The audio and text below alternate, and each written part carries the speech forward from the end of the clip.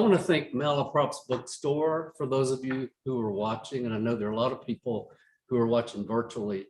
This is a great bookstore. It's won all kinds of awards, national awards, and it's a wonderful place to be. And we want to thank everybody for that. And I want to thank my dear friend Yael for being here with me tonight, and everybody else who showed up. We have gift bags here, and unfortunately, I know there are a lot of people watching from Ontario, from LA, from Florida, and the best thing in here, in my opinion, is these cookies are fabulous. They're handmade, and this has the cover of the book on it. And so those of you who are watching, if you want one, let me know and I'll ship one to you. So. Well, thank you so much, Bryan, for having me here. I always love speaking with you on myriad topics, and especially about the work-life balance and how difficult it is for us to achieve it. And before we go any further, oftentimes we have a backstory of what draws us to our careers and research. In social sciences, we often say that research is often me-search. So I'm wondering, work-life balance, might that be me-search for you? You want me to open up my personal life to all these people? Oh, goodness. Of course. Yeah, you're right. Most of us who write from our own experience, and it's a healing process. But the way I talk about work-life balance now is different from the way I used to talk about it. You know, we used to talk about get a hobby, work on your relationship. It's a lot more internal now. With the neuroscience that's coming out, we happen to know that it's really about balance between the sympathetic nervous system and the parasympathetic nervous system. The sympathetic is the gas, the parasympathetic is the brakes. I think that's the best way to think about it. Most of us have a lot of gas and not enough brakes. So that's how I think of work-life balance, which I used to not have. So to answer your question, I could give you we could speak for the whole time about my addiction. I just want to say to people that workaholism and work addiction are true addictions, and a lot of people don't know that. So I just want to put that out there first, because it's a way that many of us find to escape dealing with something that's inside of us. It's not unlike alcoholism, gambling, or an eating disorder. And I spent much of my professional career, especially when I was a professor at the university, in that mode of working nights, days, holidays, weekends, vacations. And I'll give you one example.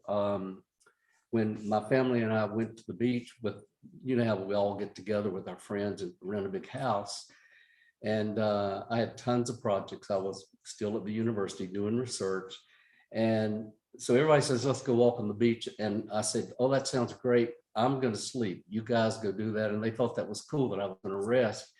Of course, when I saw they were out of sight, I pulled out my project and made a makeshift desk and worked feverishly on this project as if I was an alcoholic sneaking a drink. Now, I didn't know this at the time. I'm speaking in retrospect.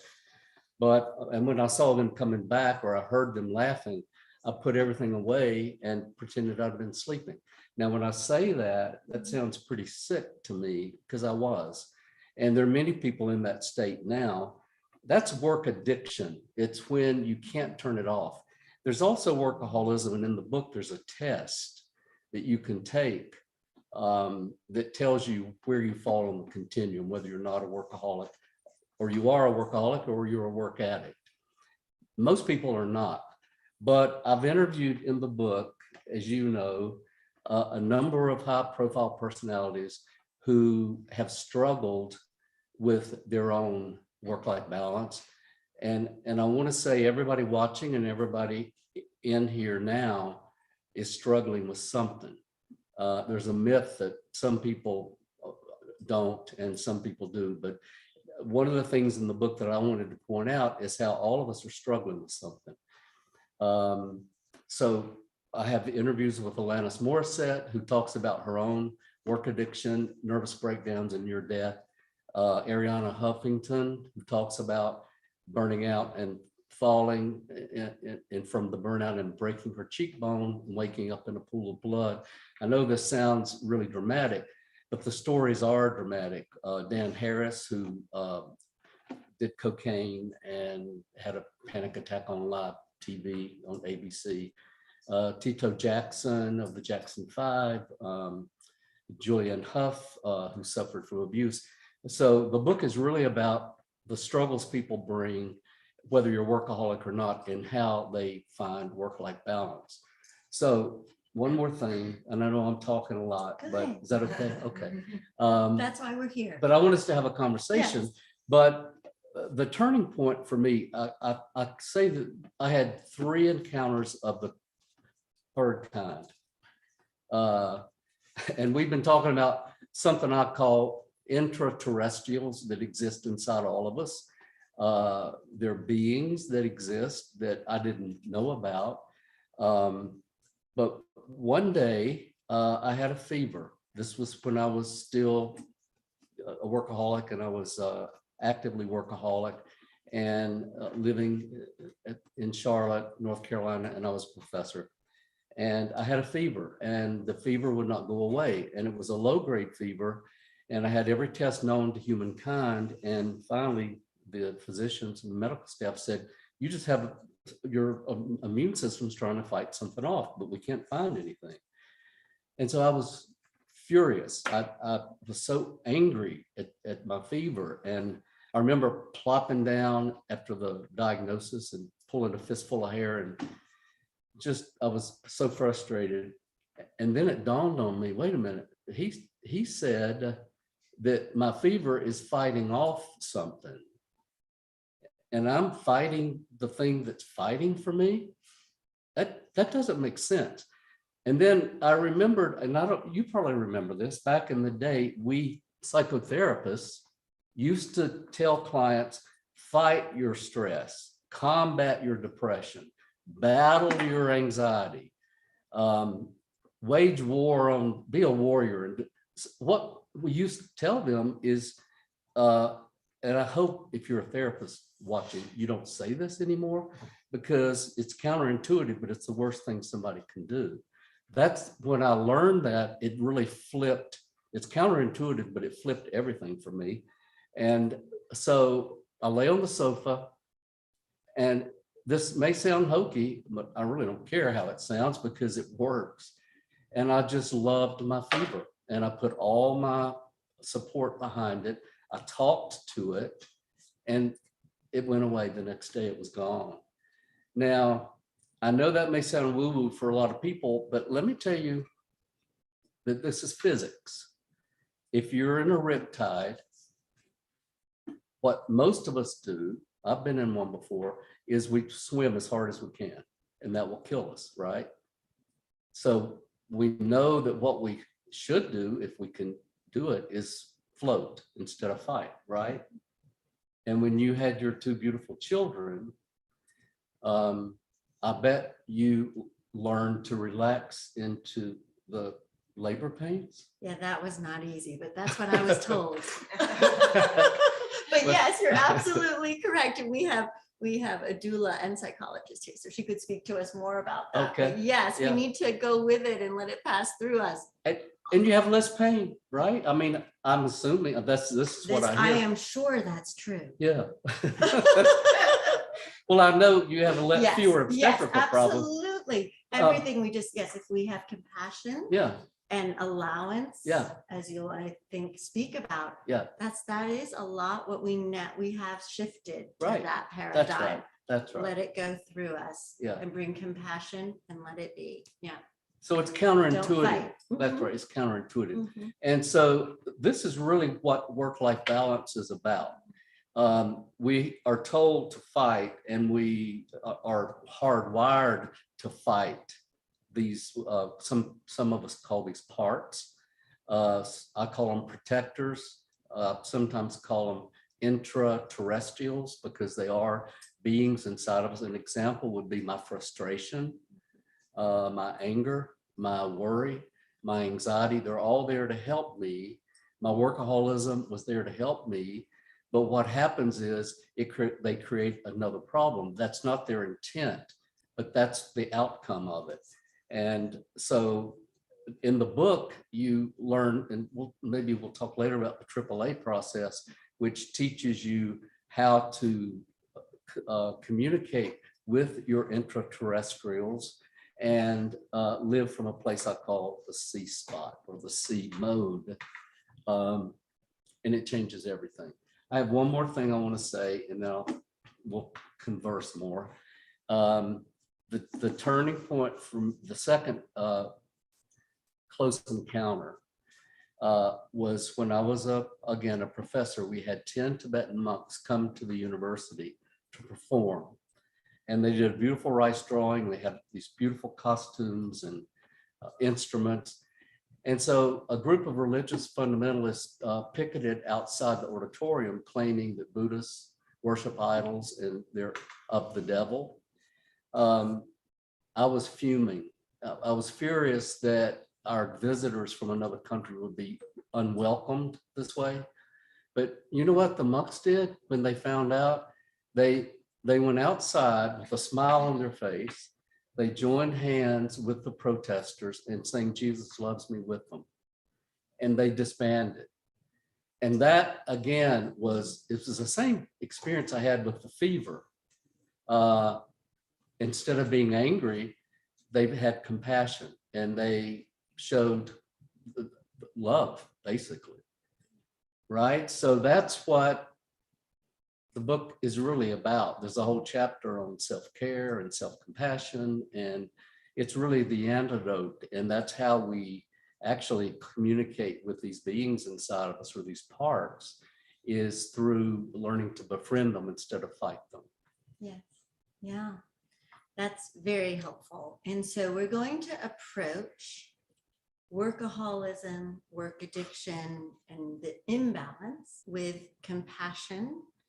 And yet we want to take it seriously because it's just not good for us.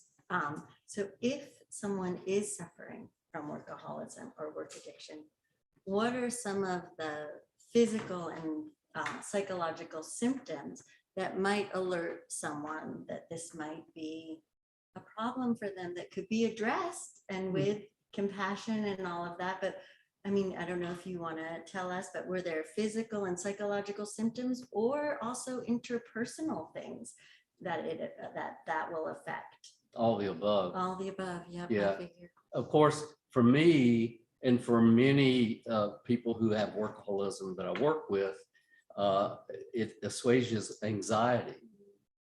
I know that that's counterintuitive too. You would think somebody who's working all the time would create anxiety. It doesn't fix it, and in some ways it does create it. But for me, not having or not knowing what was going to happen next and not having something planned back in the day was terrifying.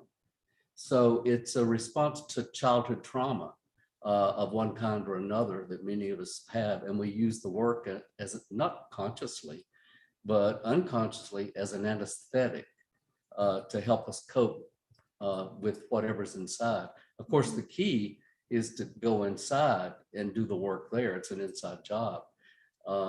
That's why having a hobby or taking a nap is not going to fix it. Yeah. So yeah.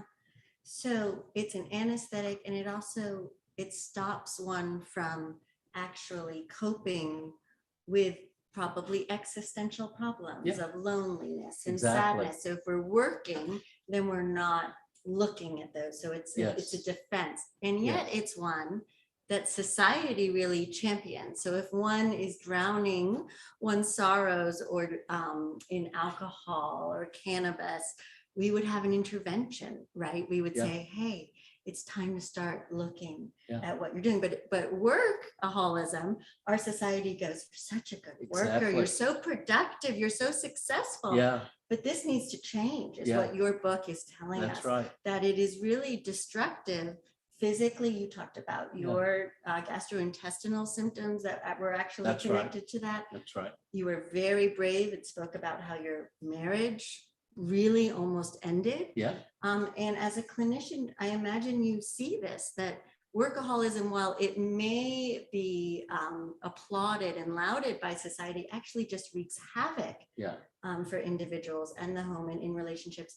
I was very struck by how it can really harm children of workaholics. I think we think of children of alcoholics, partners of alcoholics, and certainly Al-Anon, et cetera, and that workaholism can have similar effects. You call it a family affair or a family disease. Right. Could you speak to that for us? We did my research team and I did the first study on children of workaholics that had ever been done because nobody thought it was a problem. And we found out, we did several studies, found out that actually children of workaholics compared to children of alcoholics really suffer more because it's not seen, it's invisible, and so it's not attended to. But what we found in the very first study was that children of workaholics have greater anxiety, more depression, and something we call external locus of control. For those of you who are not familiar with research, what that means is they tend to be more people pleasers as opposed to being themselves and feeling comfortable with who they are. So in a nutshell, that's what we found.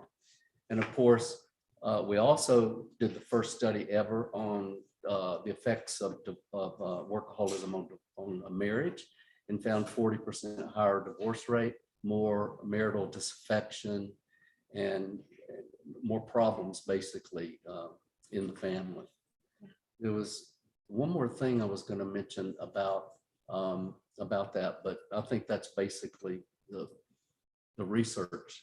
There's been a lot more done since I did those initial studies, but I know what it was. So to tell you, back to what you were saying about how devastating it can be, we don't have a word in our culture, but in Japan, they call it karoshi, and that means death from overwork. So they have a name for it. We don't even have a name for it in our society, but people drop dead all the time from overwork, usually with heart attack or some kind of cardiovascular disease or psychosomatic illness. So yeah, it's a killer. It's a killer. It's not good for the individual. It's not good for their relationships, their families, their friends. And I think some people, there's a popular myth that at least it's good for business, right? But actually your book dispels that and disabuses us of that to say that actually workaholism and work addiction is bad for business. That actually it might be, well, you tell me, you tell us, how is it bad for business? Oh, I like the way you're summarizing all this, actually. It was very meaningful to me. It was very important. Well, a lot of places hire people because they think they'll get a bigger bang for their buck if they're a workaholic. And the research, I haven't done this research, but I've read it, in business shows the opposite is true, that workaholics actually create more work. Because it'd be like, again, an alcoholic, you know, nurturing a bottle of gin. We have some people agreeing. Yeah, they savor it and they don't want to let it go. And they hold people back and they have more absenteeism at work and more illnesses, which again, cost business billions of dollars a year, actually, when you get right down to it. They also, according to some of the research at Rutgers, actually unwittingly create problems in the workplace, and then they get rewarded for solving the problem, but people don't notice that they were the ones who created the problem to begin with. So it's fascinating, what you really find out about this illness, I will call it, that most people don't really understand, but there is this underbelly that is pervasive and deadly. So yeah, and it doesn't make for good relations at work. Oh my either. goodness. You talk about it. Thank you. Yes, as well. So I really appreciate that the book really lays out what workaholism and work addiction is, but it doesn't stop there. You actually give many solutions based on social science, on tools and practices that if we have workaholic tendencies, we can apply that if loved ones that we have these tendencies, we can encourage, and as clinicians. So would you discuss and share with us some of these practices and tools to combat workaholism that you put in? No. No, you have to get the book. You may have to. I'm teasing. Yes. Well, one is boundaries. And this brings up another whole deal. This whole idea of work-life integration is being thrown around. A lot of corporate folks don't believe in work-life balance, and they encourage their employees, like Bezos is one, who he encourages them not to have work-life balance, but work-life integration. The concept is great, but if you're someone who is bringing your addiction to the workplace, that means you don't have the boundaries. You could be working 24/7. One of the things that we're finding with hybrid work, where people are working either partly at home or full-time at home, is if you're working under the same roof where you live, you don't have boundaries unless you set them. And so what has been happening is people are burning out working at home, burning the midnight oil, and because they don't have the boundary. I can go finish this project at 11 o'clock in the evening. So boundaries have to be set, whether you're in the office or whether you're at home. But if you're at home, there might be chocolate cake in the fridge. Ooh. The laundry needs done, right? Something needs cleaning or vacuuming or whatever. So you have to, I work virtually partly at home, and I also have an office. But what I do is my office is in a place at home that's off from everything else, all the traffic. And so I think of it as being across town, and I don't really go there after a certain time. It's a way to have a mental boundary. So I'm not lured into that place, but it works for me. And also, if you work at home, and I think you work at home now, you have to have an understanding with the people you live with that you can't just burst in and say, where did you put my whatever, right? So, and you have that understanding, but we have to also be conscious about the people we live with and not spread our work out on the kitchen table or in front of the TV or whatever. So those are all individual. We have to learn if our neighbor's dog is barking or somebody has their. Or if our child says in the middle of Oh, Zoom, yeah. like today, Mom, when are we getting a dog? In the middle of your Zoom? In the middle of a business Zoom. Oh, I was yeah. like, to be discussed later. But these are, we live in a hybrid world, so it We makes it do. even more difficult now. Yeah. And that's why this book, I think, is even more important, because it is so much easier for us, even if we're not at the office, we can still be working. We can wake up in the middle of the night and work. And so all the things that you're talking about. Well, I recommend all you guys who work at home that you if you stand up, make sure you've got some pants on, or we know We know that one. yeah, that there've been too many of those. So dress in a way that's appropriate for the people who are watching. So what else? Would you tell us about some microchillers? I know Oh, yeah. Bryan has another wonderful book, #chill, and you talk about like microchillers, and you also have your AAA. You have a lot of things that can help us combat some of the effects of workaholism and encourage us to create the balance that we've lost. A lot of people think about meditation, and the first thing to think about is, I don't have time for that. I'm already too busy.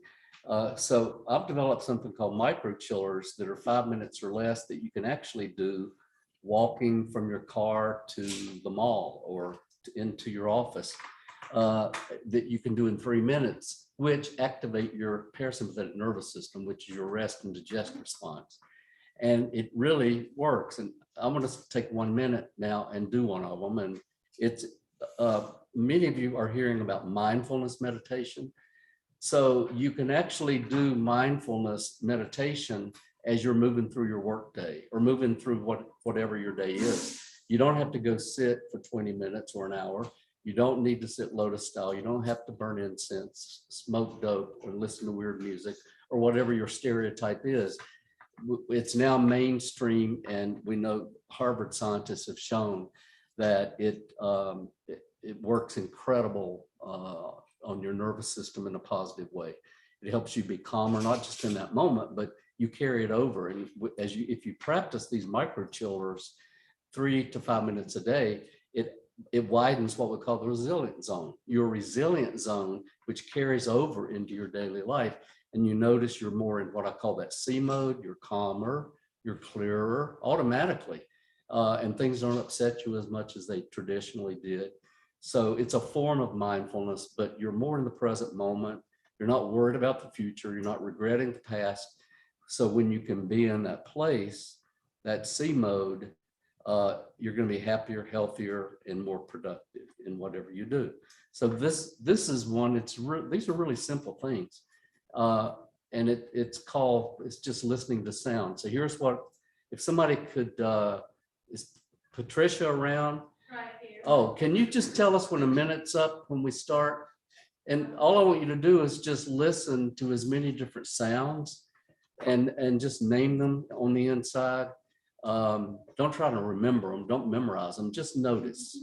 And noticing, by the way, is different from thinking. It's a whole different process inside. So you'll hear me use that word a lot. Just notice.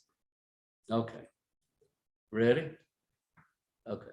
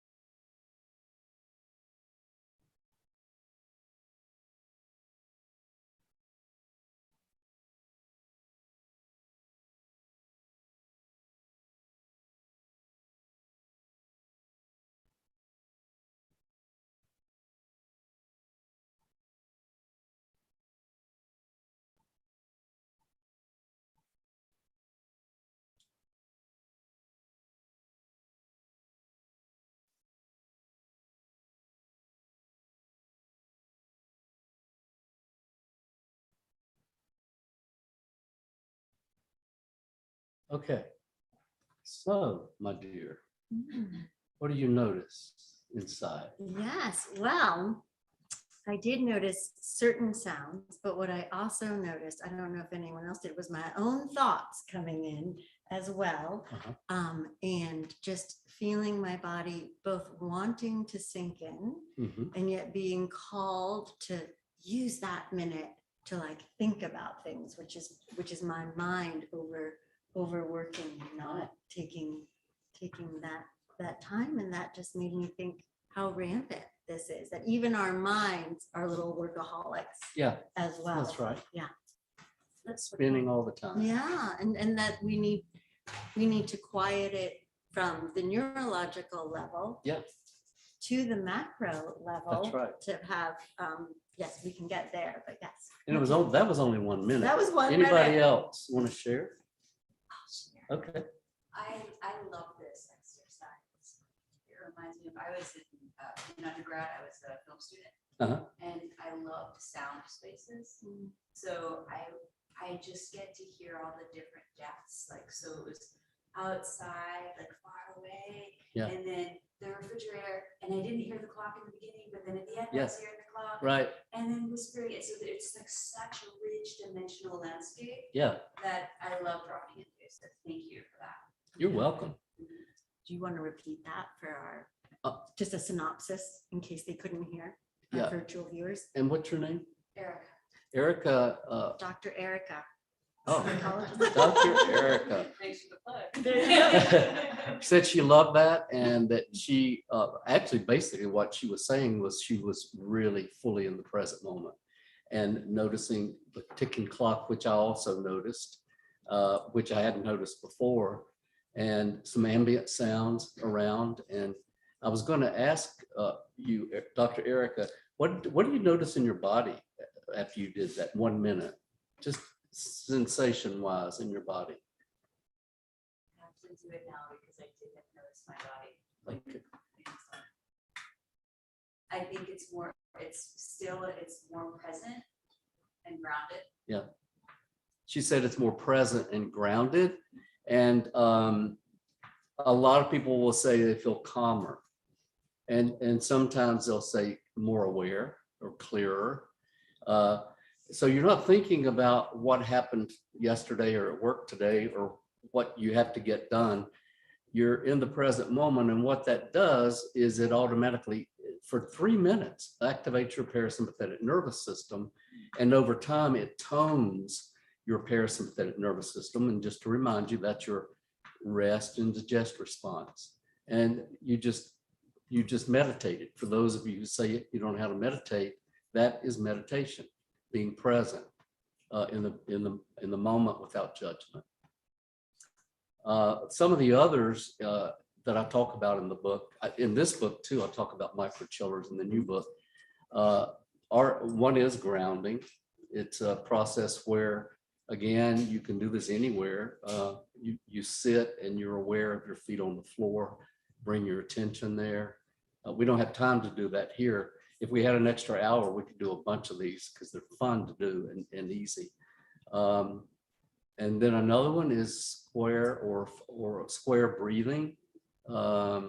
It's where you breathe in through your nose and out through your mouth, and you do it 4 times. And it's box breathing is another word for it. And that again relaxes you, and you notice your body sinking and your respiratory rate slowing down. So these are all forms of self-care and balance, because what you're doing is you're offsetting the gas and you're putting the brakes on. And this is all based in neuroscience. We have tons of studies coming out now showing the value of this. Mm-hmm. And then there's another tool that I've developed that's in this book, and I use this personally, and I talk to a lot of people that I see about it. It's called AAA. Will you gloss that for us? Yeah. Well, what? You'll gloss it for us. Tell us about it and the C-spot too, because we didn't get to that. I thought you'd never ask. There you okay. So the AAA is aware, acknowledge, and allow. Now, most of us, if something happens out here, we stay out here. We react. We are angry. We're scared. And that's all hardwired in us. We're human beings, right? Those are your intraterrestrials. And it's great to have them there because they're protecting you. But when you develop a relationship with them, you learn to communicate with them. And by the way, this is based on clinical evidence as well as empirical studies. In addition to Dick Schwartz, who has done the clinical work, we have Ethan Cross, who's a psychologist at the University of Michigan, has shown that self-talk is one of the best therapeutic tools we have available today. And it is. We used to say people that talk to themselves were crazy. We flipped that whole thing around, because when we talk to ourselves and use third-party language, it separates us from those intraterrestrials or parts. It helps us develop compassion, and it helps them relax so that we feel relaxed.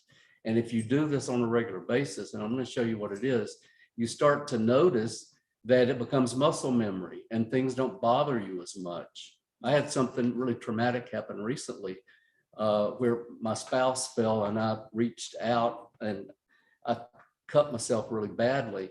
And an ambulance came, the fire trucks came, the neighbors were, oh my God, what's going on here? And there was blood everywhere. It looked like somebody had been stabbed, but it was almost like I was, and I've learned to be, I'm only here, but was able to do this because it's something I practice.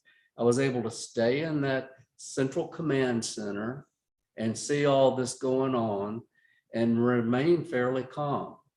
Even though I was taking care of things around me, it was kind of like I was seeing it and witnessing it a little bit from a distance. So here's how you get there. So something happens and you, one of your intraterrestrials is saying, you don't know what you're doing, or you can't do this, or you're going to fail, or you're a jerk, or, you know, that little voice in our head that most of us have, if not, I think all of us have it really. Some people are more aware of it than others. That's an intraterrestrial. Some people call it the inner critic, but it's a being in you that is trying to help you, believe it or not. I know it, again, it's counterintuitive, but your inner critic or judge is trying to keep you from getting your head blown off in life. It doesn't want you to get humiliated. It doesn't want you to fail. So what it does is the very thing that it's trying to get you to avoid. It tells you, you better get your shit together. You better really think about this before you go and to Malaprops and present this new book to people literally who are all over the world. So if you're aware of that, and I'm just using the judge, if you're aware of your judge, and everybody has a judge, the second thing you do once you're aware of it is you acknowledge it. Instead of going out here or trying to get rid of it or ignore it or go watch television, go watch Judge Judy or go eat, you take just a minute or two, focus on it. And here's what I do. So I see you're here. I know you think you think I don't know what I'm doing. Yeah, I know I don't have it together yet. And you think I'm going to be embarrassed. I get it. Okay, what else? Just tell me, come on, pull up a chair. Let's have a cup of coffee. So you see what I'm doing is I'm interacting with it as if it's a person. This is what works. And as I talk to it, I start to organically notice a separation. And as I notice the separation, I'm allowing it to be there. That's the third A. I'm not fighting it like we used to tell people to do. I'm not steamrolling over it. I'm not debating it. I'm just letting it be there. That's not easy to do, by the way. It sounds so simple the way I'm making it sound, but it takes practice to just let it be there and talk to it. You don't have to believe everything it says, because these parts inside of us do not tell us the truth. They tell us their perceived truth. So what you notice is that's the on-ramp to your C mode. The C mode is clear, compassion, calm, curiosity, connectedness, creativity, confidence, courage, comedy, and celebration. I think I hit all 10. I don't know if I did or not. That's a lot of good ones. Yeah, and there's more C words. Those are just because you know it's an index. It lets you know when you're in that space or when you're not. If you're angry, if you're worried, if you're scared, you're blended. Your intraterrestrials have taken over. Your parts are blended with you, and you don't have access to yourself. I think So, that's great. Thank you. The AAA. The AAA. It's in the book. If you can't remember, it's all in the book. And there's much more in the book Yes. as well to help you intrapersonally with your intraterrestrials and interpersonally, because it really does affect Yes. our relationships. Everything affects everything. It affects everything, and we've sort of focused on the micro aspects of it and the meso aspects of it, but on the macro level, I really want to thank you for bringing this really to the world to say workaholism is something we want to combat. It's a epidemic of sorts, right? Yes, absolutely. And we need to speak about it, and instead of encouraging it, we really need to help people overcome it. That's right. And thank you for bringing all this attention to that You're in welcome. your book and in all the work you Thank do. you for being here. And I want to say, even if you're not a workaholic, if that sounds like it doesn't fit, where most of us are still struggling with where's that balance. So it's relevant for everybody today with the times that we're living in. Yes, thank you. And now we're going to shift to some questions and answers. Yes. Do we have a question to start us off from the live audience? Please. Careholism, people pleasers are part of that segment of society, right? That Yeah. are affected similarly. So thank you for bringing it up. Sarah has said that Careholism is also a part of this thing, overdoing it. And it's not too different from workaholism, but it's veiled in noble intentions where, you know, we want to take care of everybody else and we bypass ourselves in the process. That I talk about this in the book, and there's a test you can take to see if you are a careaholic, and what you can do to make sure you take care of yourself. You know, if that old saying, if the oxygen mask on a plane is deployed and there's a child or someone who's disabled, who gets it first? Some people, when I ask that, will say, oh, the child. No, that's not right. You do. Again, it's counterintuitive. You can see how all this is counterintuitive. So we're flipping what we used to think around, and you get it first, because if you don't have it, then you can't take care of the person who needs you. But so careholism is similar to work addiction in that there's a need within, if you're a true careaholic, a need to take care of other people to fix something inside of you. And so I hope I answered the question. It is a good question. We need to recognize that in ourselves and help others who might be suffering from careholism and workaholism. Yeah. Okay. When we think about our own work lives and how they've been affected by the pandemic, and so many people being on the computer a lot more, being on Zoom meetings a lot more, what insights do you have about that almost false sense of meeting and working together? Are we really? What's happening to us as a workplace or as people when we have virtual meetings replacing in-person meetings? Better, worse? So Patricia's asking, as a result of the pandemic and people working virtually more and being on our screens so much, what's happening to our social connections, I think, is really what she's asking. And is that good, bad? And I think it's, you know, it just is. It's like water. We need water to survive, but too much water can kill us. It's that kind of the Tao of working. I don't think it's good or bad, but it can't, too much can be bad. I like this idea of flipping. I talk about too much screen time, have some green time, right? We need, again, balance to anything that we do. And being in nature, we know that it lifts our mood. I mean, it automatically. 2 hours a week, no matter how you divide it up. There are tons of studies showing this organically, that it really changes our attitude and our feelings and helps us reset our brain. Having a to-do list along, but also have a to-be list. And some people say, what is a to-be list? It's being in the present and being aware of who's around you and life and what you appreciate. So again, there are a lot of ways to bring balance. So it's not whether you're working at home or whether you're working in the office now. It's about how you're working wherever you're working, and to make sure that you're flipping some of these things around. What are your shortcomings? Most of us could probably in a second list those off, but what are your tall comings? What are those things that you don't often give yourself credit for? So that's an example of something I call flipping. Yael, would you weigh in on that as well? Sure. Yeah, I'm with Bryan in the sense that, you know, I think in many ways this hybrid world provides a lot of positives, that we aren't chained to the office as much. But I think his point is that if we're chained to the desk and we're not out in nature and we're not with people as well. So yes, we've all had that sensation of, I'm really glad this meeting took place on Zoom and I didn't go drive into the office for this particular one.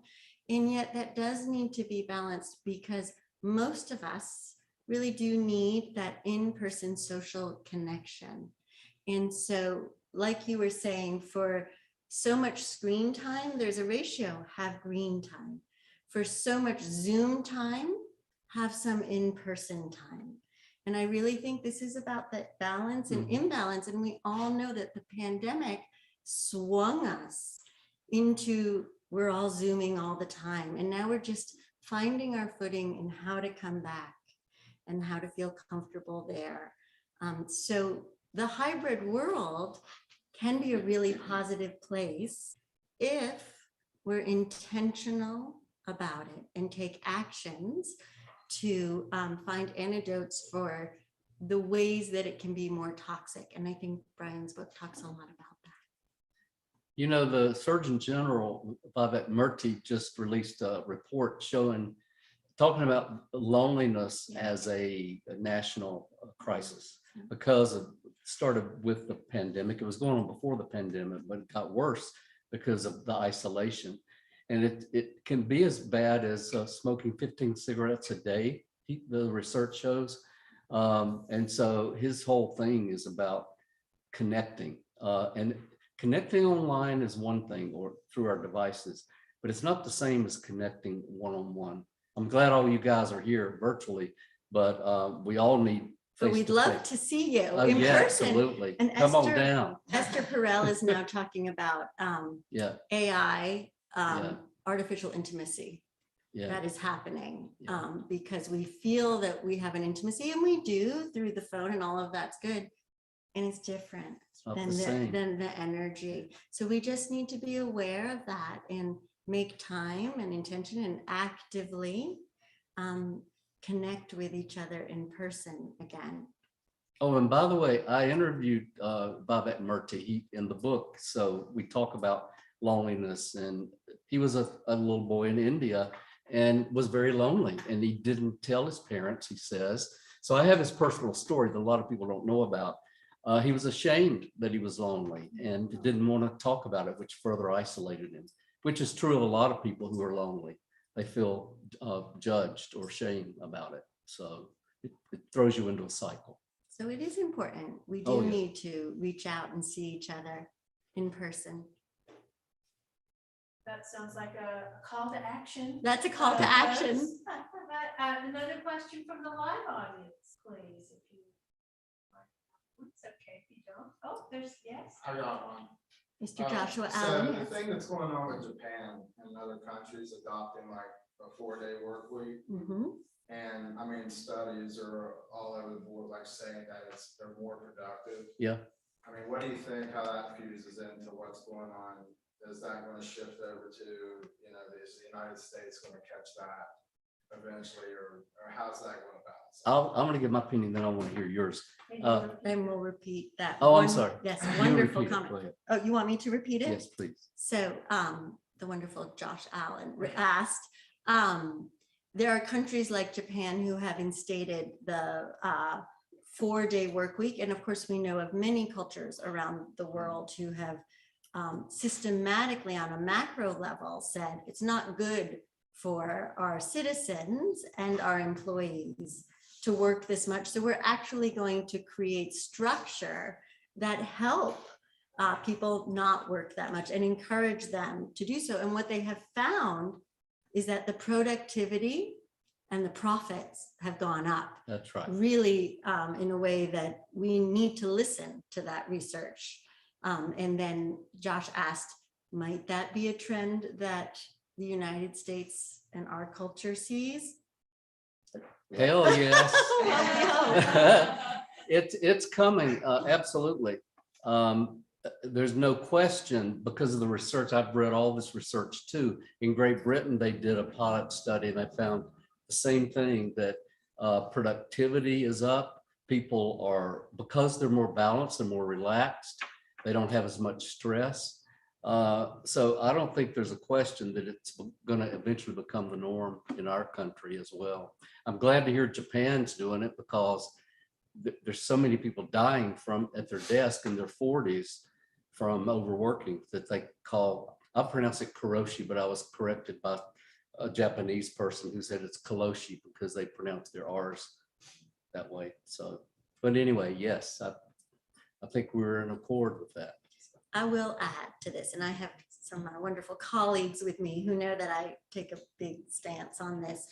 I do think that a lot of people have found that people do their best, most creative work when they feel good. And it's very hard to feel good when you're working 24/7, are totally burnt out, exhausted. And people start to get mean in the workplace. They start to get cranky. You talk about this in the book. Yes. And that doesn't create a good workplace environment. So by encouraging each other to take breaks and to do the things we love, I believe what we'll find is that we all work better and better together. But that is the consciousness shift that has to happen. And that is part of the explicit conversation of Bryan's work and bringing it into the workplace. I'd like to, because she's here in the audience, I just want to take a nod because at Mars Hill University, which I retired, and I'm now Professor Emerita, although when we did the write-up, I was still full professor.